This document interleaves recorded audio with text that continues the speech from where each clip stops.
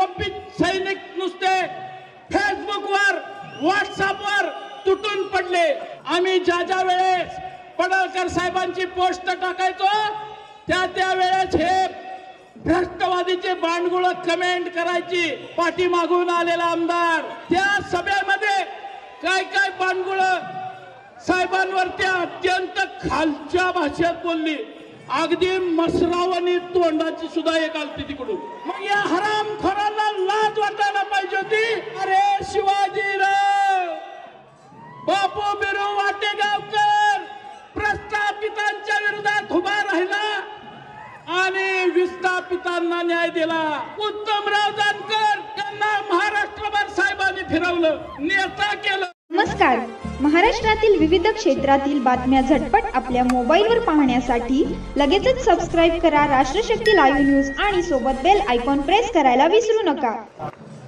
येळकोट बिरोबाच्या नावानं अहो ज्यांच्या अंगामध्ये यशवंतराव होळकर मल्हारराव होळकर यांचं रक्त सळा सळसळतंय, त्यांचा आवाज मोठा आला पाहिजे। येळकोट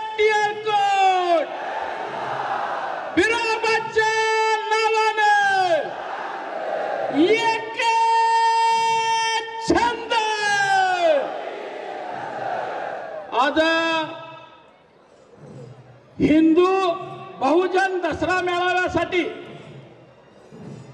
उपस्थित असलेले महाराष्ट्र राज्यातून आलेले सर्व मान्यवर, समोर बसलेल्या सर्व बहुजन बांधवांनो, गेल्या अनेक वर्षापासून लोकनेते आमदार गोपीचंद पडळकर साहेबांच्या नेतृत्वाखाली आपण या आरेवाडी बिरोबा बनामध्ये हा मेळावा या ठिकाणी घेत असतो आणि या मेळाव्याचे पडसाद संपूर्ण राज्यभर उमटत असतात। भावानो, गोपीचंद पडळकर साहेबांचं नेतृत्व या महाराष्ट्रामध्ये तयार झालं आणि महाराष्ट्रातल्या मेंढ्या मागे फिरणारा आमचा बहुजन बांधवाला एक मानाचा सन्मान मिळू लागला। माऊली हलनावरा सारखा एक कार्यकर्ता स्टेजवर येऊन बोलू लागला, हे गोपीचंद पडळकर साहेब आपले नेते आहेत म्हणून। भावानो, या राज्यामध्ये प्रस्थापितांनी गोपीचंद पडळकर साहेबांना जागोजाग अडवण्याचा प्रयत्न सुरू आहे। वेगवेगळ्या क्लुप्त्या केल्या जात आहेत, वेगवेगळे लोक अंगावरती घातली जात आहेत आणि आपला नेता कसा अडचणीत येईल याच्याकडं लक्ष दिलं जात आहे। भावानो, सांगलीमध्ये परवा चाव करणाऱ्या महाराष्ट्रातून अनेक वाचारवीर त्या ठिकाणी आले। अरे एकट्या गोपीचंद पडळकर साहेबाला अडवायला समजा महाराष्ट्र आला आणि आमचे सर्व गोपी सैनिक नुसते फेसबुकवर व्हॉट्सअपवर तुटून पडले। भावानो, तुम्ही ताकदीनं साहेबांच्या पाठीमागे उभं राहिला। याच बनामध्ये गेल्या वर्षी भाषण करताना जगच्या मायबाप जनतेला मी एक आव्हान केलं आणि बिरोबाला आशीर्वाद मागितला होता। आम्ही ज्या वेळेस पडळकर साहेबांची पोस्ट टाकायचो त्या वेळेस हे भ्रष्टवादीचे बांडगुळ कमेंट करायची पाठीमागून आलेला आमदार। मी सगळ्या जतकरांना मानाचा मुजरा करतो आणि बिरोबाचे हे उपकार आयुष्यभर आम्ही विसरणार नाही।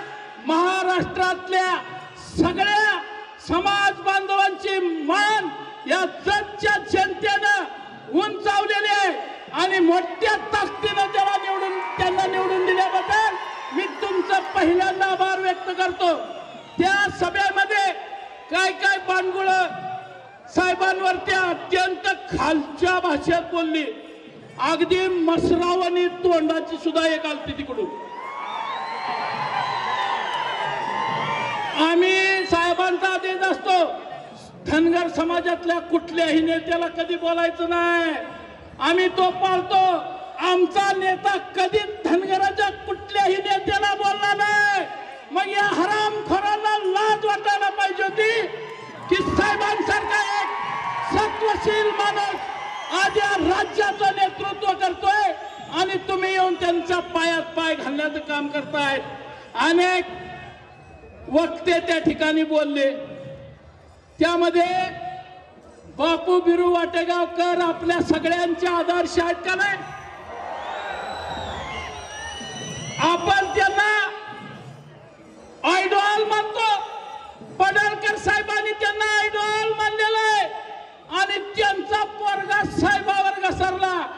अरे शिवाजीराव, बापू बिरू वाटेगावकर प्रस्थापितांच्या विरोधात उभा राहिला आणि विस्थापितांना न्याय दिला. तेच काम आमदार गोपीचंद पडळकर साहेब करतायत आणि तू त्यांच्या नादाला लागतोय. तुला ते जमणार नाही. जर आज बापू बिरू वाटेगावकर असते तर पहिली गोळी त्याला घातल्या. भावानं, आम्ही साहेबांना अनेक वेळा म्हणायचो, अखेरच्या लढ्याच्या वेळेस उत्तमराव जानकर यांना महाराष्ट्रभर साहेबांनी फिरवलं, नेता केलं. साहेबांनी त्यांच्या मतदारसंघामध्ये पक्षाचा आदेश असताना सुद्धा सभा घेतली नाही आणि ते लोक आज साहेबांच्या विरोधात बोलत होते. अरे आता साहेबांचं पण आम्ही ऐकणार नाही. तुम्ही जर आमच्या नेत्याच्या विरोधात बोलला, तुम्हाला तसं उत्तर दिलं जाईल.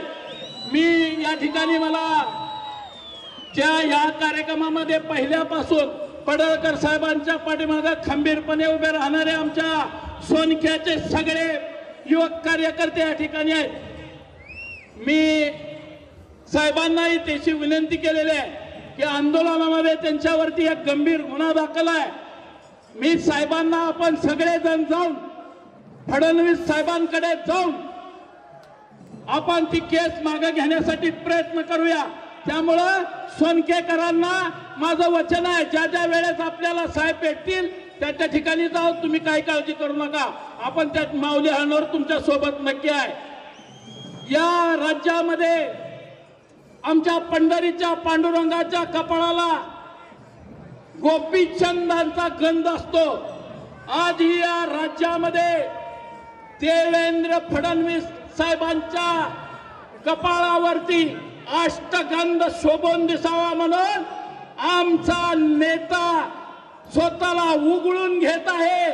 म्हणून आपण सर्वांनी एका जोरात सगळ्यांनी एक घोषणा देऊया, येळकोट येळकोट येळकोट.